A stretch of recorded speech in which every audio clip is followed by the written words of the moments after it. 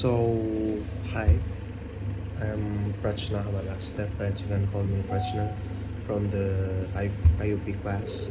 And I'm from the group 1. And here I want to make the, what is it, examination take home for the statistics. So, the first problem is about the journal analysis. My what is it? Journal title is Environmental Variables Improve the Accuracy of Remote Sensing Estimation of Soil Organic Carbon Content. So the first one, in the what is it? The test paper, there are 3 points that we should analyze, like what is the core goal of the research, and then for the variable analysis, define the types, and then explain the motivation. Also detail how these variables help achieve the paper's objective. And the last one is about the result. So, the first one, what is the purpose of this research is about enhance the accuracy of estimating soil organic carbon (SOC) by integrating environmental variables into remote sensing based statistical and machine learning models. And also, soil organic carbon is a crucial component of terrestrial ecosystems because it influences soil fertility, nutrient cycling, and the global carbon cycle, which is closely related to the climate change. Also, conventional SOC measurements method rely on field sampling and laboratory analysis, which provide high accuracy but are costly, time consuming, and spatially limited. And therefore, this study evaluates whatever incorporating environmental variables such as climate, terrain, vegetation, and then soil properties, and also can significantly improve the SOC prediction accuracy when combined with satellite spectral data. And to achieve this objective, the study compares four modeling approach.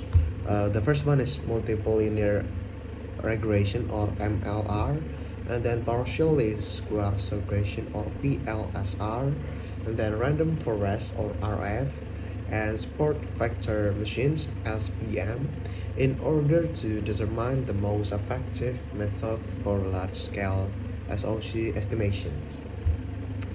And 4. The type random variables used in the paper. So, this study utilized several random variables that represent environmental conditions varying spatially across the landscape. The dependent random variable is soil organic or the SOC content, which is measured as a continuous quantitative variable in grams per kilogram. And this variable represents the predicted outcome in the modeling process, and the independent random variables including spectral data derived from Landsat 5 imagery and various environmental variables. These environmental variables consist of climate factors such as precipitation, temperature, terrain characteristics including elevation, slope, and aspect, also vegetation indices such as NDVI and EVI, and soil chemical properties such as pH. Since all these variables vary continuously across geographic space due to natural environmental processes, they are treated as continuous numerical random variables in statistical and machine models. And the next one about the why the paper examines these random variables, because this paper examines the random variable like SOC distribution is influenced by complex interaction among environmental factors, rather than a single determinant. Variability in SOC is driven by differences in climate conditions, vegetation productivity, topography, and soil chemistry. And spectral data alone cannot fully capture these ecological processes, resulting in limited predictive performance. Environmental variables. Uh, Environmental variables provide additional explanatory power by representing real-world processes such as the precipitation affecting soil moisture, moisture, and then temperature influencing microbiological decomposition, and vegetation controlling organic matter input. By incorporating these variables, the study aims to reduce uncertainty and improve the robustness and reliability of SOC predictions models. And for the last one, about the contribution of random variables to the research purpose. So environmental random variables play a significant role in achieving the research objectives by improving the model accuracy and enhancing the interpretation of the SOC spatial patterns. So the study demonstrate that models incorporating environmental variables certainly outperform those using only spectral data. Among these variables, climate factors, particularly precipitation and soil properties such as pH, contribute the most to improving model performance because they directly influence organic matter accumulation and decomposition processes. Furthermore, the inclusion of multiple environmental variables shows machine learning models to capture complex nonlinear relationships, resulting in more realistic and reliable prediction of the SOC distribution across large area. And alas, the most result in here is about the study develops 72 different estimation models by combining various spectral processing techniques and environmental variables. The result indicate that incorporating environmental variables consistently improves model accuracy. While derivative spectral processing provides limited benefit and may even decrease performance, machine learning approaches, particularly random forest and the support vector machine, outperform traditional regression methods because they can effectively model complex and nonlinear relationships between the predictors and the SOC content. Among all tested models, the combination of optimized spectral reflectance, the OSR, environmental variables, and the support vector machine algorithm produces the highest prediction accuracy. So, in conclusion, the study confirms that environmental variables significantly enhance the accuracy of remote sensing based SOC estimation. Also, machine learning models, especially the support vector machines, provide the most reliable predictions, and the integration of remote sensing data with environmental informations offer a powerful and efficient approach for large soil carbon monitoring, supporting applications in climate change and land management and sustainable environmental planning. So that's all for the first problem. And okay, back to me with question. And now to the second problem of the second assignment. It's about the problem two. The annual precipitation in a specific semi-arid river basin follow a normal distribution with a mean for man of 1,200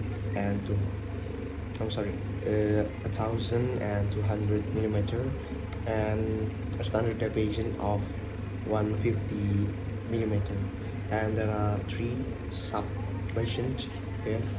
The probability that manual precipitation for the basin in the 1450 millimeter and for 1000 millimeter and 1300 millimeter, and the last one, given that the annual precipitation has already reached 1000, and what is the conditional probability that it will exceed 1250 millimeter.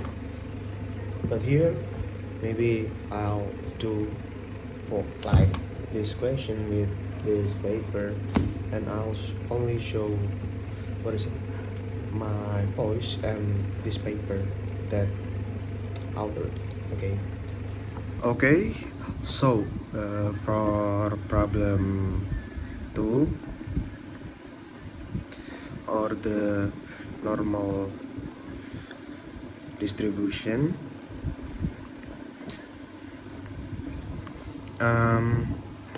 so we have like the diketahui, or that we already know, is the man is 1200 millimeter, and the standard deviation we have 150 millimeter. So if we do this work in Excel, it should be more easier than we do manually. So what first is about the probability that precipitation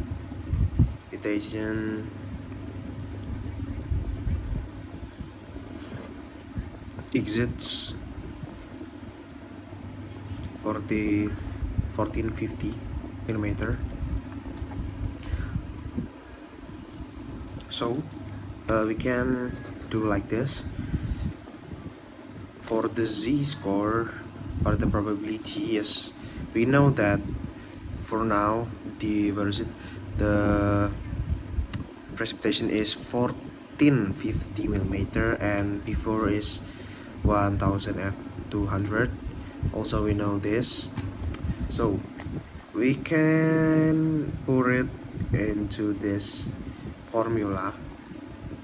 The goes to work, or the question, and then this that we already know first, and divide by the standard deviation. So that easy. So we know that 250 divided by 150 is about 1.67, right?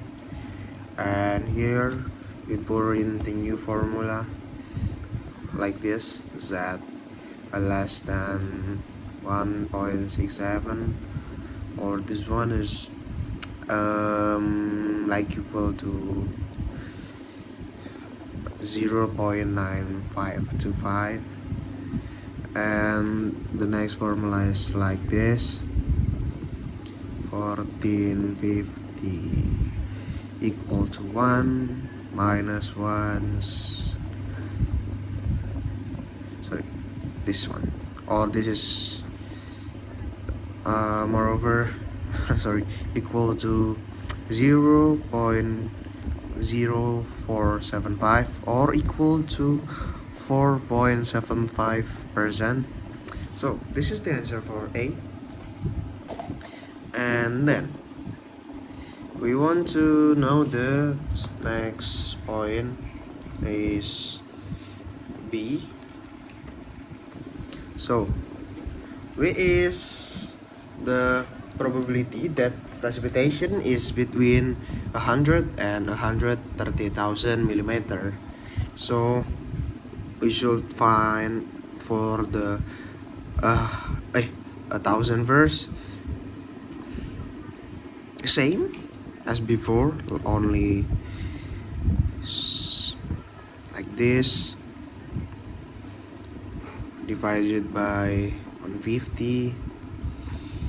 We know that in in math this is a -1, but we don't what is it, we don't mind it.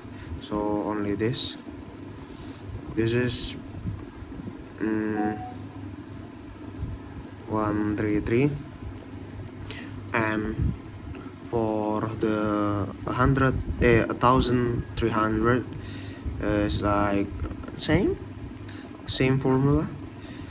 This is minus the, what is it, the thing that we already know. Yeah, so divide by the standard deviation, and this is like this, and this is like this. Yeah, can see like, yeah, this one. And next, so what should we do after this? Yeah, we were doing the same thing with this thing before, so we need to input it to the formula, this formula, also this.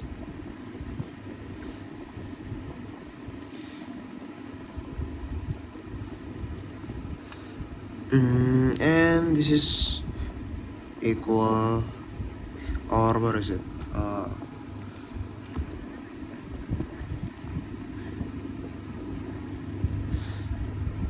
this, yeah, and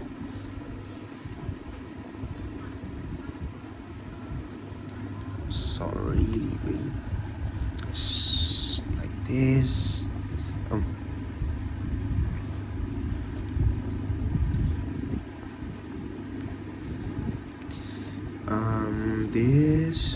This one 486 minus by 8, so yeah, this is equal to the 65.68%. Yep. So this is for the probability that precipitation between these 2 mm. And the last one, for the C, this is a bit long answer, so I need to do like this. Okay, so first about the question of C, the conditional probability. We want about bx more than 1250, and then x more than 1000.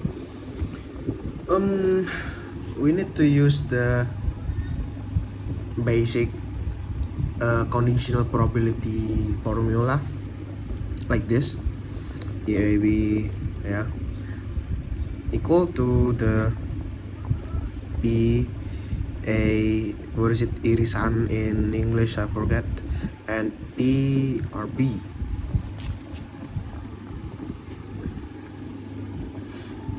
So since that x are more than 1250, and then it is what, complement x are more than 1000, so it becomes like this: x are more than 1250 and x more than 1000, and it is equal to the px 1250 and px 1000, more than 1000.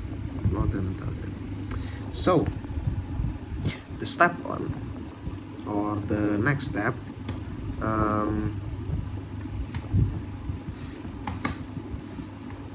we need to compute it, yeah, for the 1250 first, and the next one is for the 1000.